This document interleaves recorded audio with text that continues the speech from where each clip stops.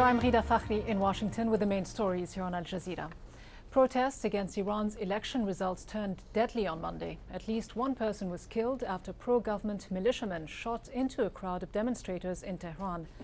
Hundreds of thousands of people have been gathering across the country to voice their anger against this weekend's presidential election outcome.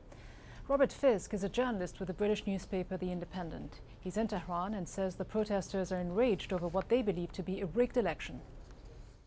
A lot of people carrying posters saying, "Give me back my vote," or "You took my vote and now you're using it against me." A lot of people came up to me, actually, as I was walking alongside the march on the pavement and said, "You must realize we're not all for Mousavi, but we're all against Ahmadinejad."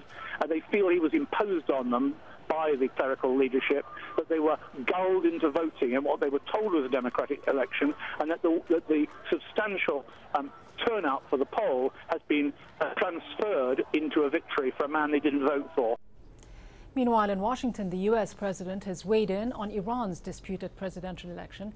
He urged that any Iranian investigation of election irregularities be conducted without bloodshed.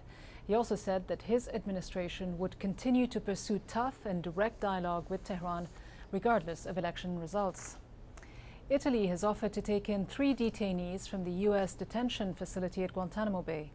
Earlier on Monday, the European Union said its member states would take in more detainees as Obama prepares to close the prison facility. Most of the prisoners are being sent to third countries because they fear persecution in their home states.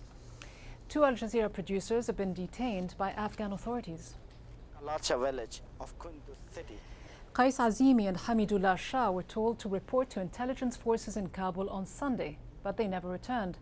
Just days before, Al Jazeera aired an interview showing Azimi meeting Taliban fighters near the town of Kunduz in northern Afghanistan. And those are the top headlines here on Al Jazeera. Don't forget, there's always more at our website. The address there is aljazeera.net/English. That's aljazeera.net/English.